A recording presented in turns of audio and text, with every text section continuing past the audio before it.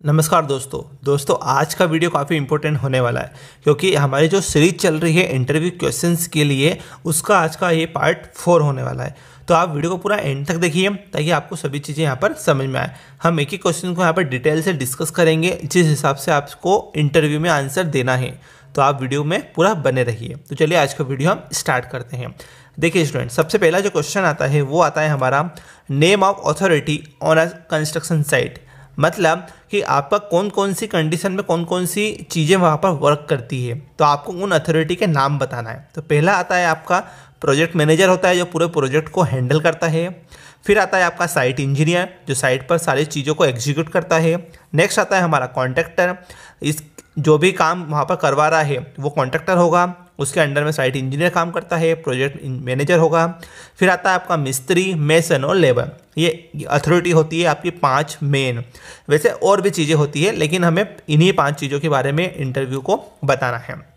ठीक है, next question आता है हमारा मेथड ऑफ क्यूरिंग। देखिए आपको पता है कि हमारा जो भी कंक्रीट का मटेरियल होता है, चाहे आप क्यूब की बात कर लीजिए, चाहे आप बीम, कॉलम, स्लैब किसी की भी बात कर लीजिए, सबको आपको क्यूरिंग करना पड़ती है। क्यूरिंग इसलिए करना पड़ती है क्योंकि क्यूरिंग से ही हमारे स्ट्रक्चर में क्या आती है, स्ट्रेंथ आती है। इस चीज़ को आपको ध्यान रखना। तो अब कौन कौन सी मेथड होती है? पहली मेथड होती है आपकी स्प्रे करना, कि आपने वाटर को स्प्रे कर दिया।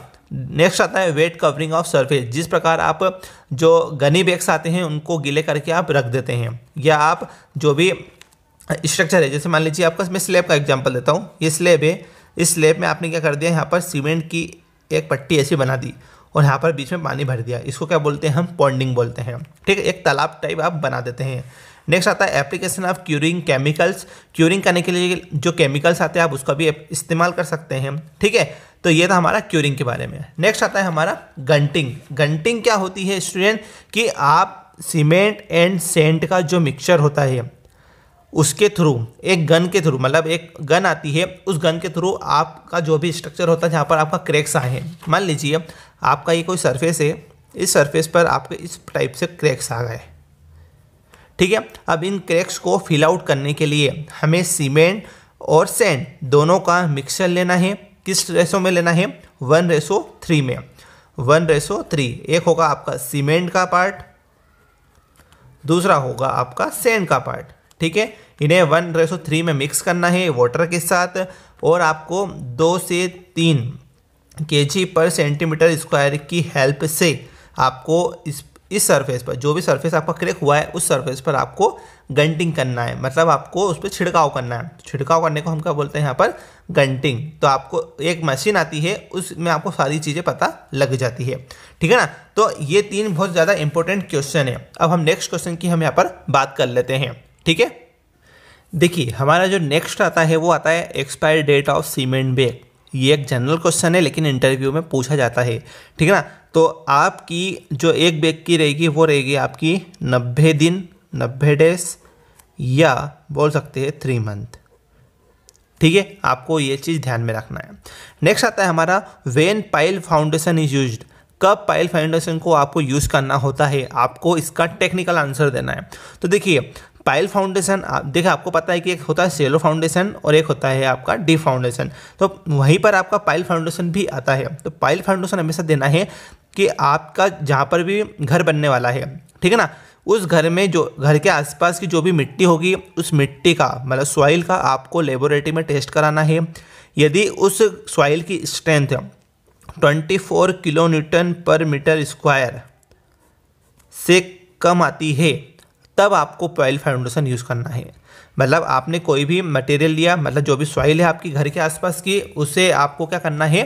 टेस्ट कराना है। टेस्ट कराने के बाद आपको ये चीज़ें पता होनी चाहिए कि किस हिसाब से आपकी स्ट्रेंथ आ रही है। ठीक है ना, तो ये आपको वैल्यू याद रखना है।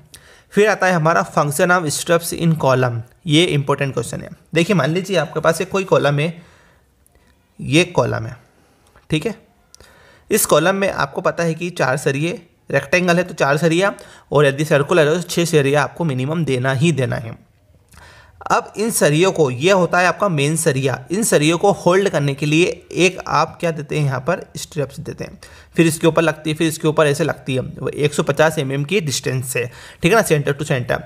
तो स्ट्रैप्स का फंक्शन क्या होता है कि आपका जो भी मेन स्टील होता है, मेन रिइंफोर्समेंट बोल सकते हैं, मेन स्टील बोल सकते हैं, मेन सरिया बोल सकते हैं, उसको ये होल्ड डाउन करके रखती है, एक पोजीशन में बनाए रखती है। यदि आप स्टिरअप्स नहीं देंगे तो आपका जो मेन सरिया है वो इधर से उधर हो सकता है जब आप कॉन्क्रीटिंग करते हैं, तो ये आप कभी नहीं चाहेंगे। और वर्टिकलिटी मेंटेन करने के लिए कॉलम की, इसलिए भी हम यहाँ पर क्या देते हैं, स्टिरअप्स प्रोवाइड करते हैं।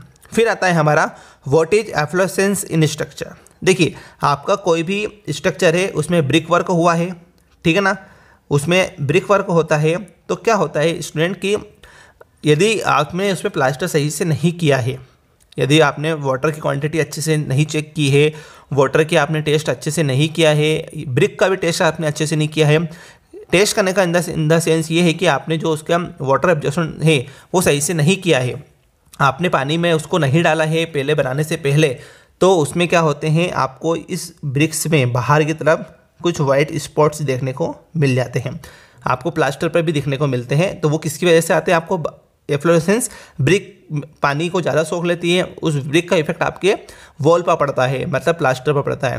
तो जो आप सफ़ेद सफ़ेद कलर के आपके घरों में जो धब्बे देखते हैं वही क्या होता है, आपका एफ्लोरेसेंस होता है, ठीक है। अब हम नेक्स्ट पॉइंट की बात करते हैं यहाँ पर, what is workability in concrete. देखिए स्टूडेंट, हमने पार्ट 1, 2 अपलोड किया है, 3 भी अपलोड कर चुके हैं। यदि आपने वो नहीं देखे तो उसमें हमने आपको बताया है कि स्लम कोन टेस्ट क्या होता है, उसी में हमने आपको वर्केबिलिटी को बहुत अच्छे से समझाया है, ठीक है। फिर भी हम आपको यहाँ पर बताते हैं कि देखिए आपका कोई भी स्ट्रक्चर होता है उसके लिए आपको क्या बनाना पड़ता है, कंक्रीट बनाना पड़ता है। इस कंक्रीट में आपका क्या क्या रहेगा, cement, sand and aggregate, water भी रहता है, ठीक है। इस चारों का मिक्सचर करके हम कंक्रीट बनाते हैं। इसके लिए हमें चेक करना पड़ता है कि आपका कंक्रीट वर्केबल है या नहीं है, तो उसके लिए हम क्या करते हैं, स्लम कोन टेस्ट करते हैं। क्या करते हैं, स्लम कोन टेस्ट करते हैं। स्लम कोन टेस्ट आपको बताता है कि वर्केबिलिटी है या नहीं, मतलब आपका कंक्रीट वर्केबल है या नहीं है, इसके साथ हम वर्क कर सकते हैं या नहीं कर सकते हैं, ये चीज़ आपको बताता है। तो वर्केबिलिटी क्या होता है कि हम कितने अच्छे से कंक्रीट से वर्क कर सकते हैं, यही आपकी वर्केबिलिटी होती है, ठीक है ना। मतलब आप यदि किसी चीज़ को यूज़ कर पा रहे हैं तो आपके लिए वो बेनिफिट करती है। उसी प्रकार आपका कंक्रीट होता है, कंक्रीट के साथ आप वर्क कर पा रहे हैं, वो अच्छे से स्ट्रेंथ दे पा रही है, तो वो कंक्रीट आपका वर्केबल कहलाएगा, ठीक है। फिर आता है हमारा next, diameter of binding wire. देखिए स्टूडेंट, आपको बहुत कम ऐसे वीडियो मिलेंगे जिसमें आपको ये बताया गया है कि डायामीटर ऑफ बाइंडिंग वायर क्या होता है, बहुत कम मिलेंगे।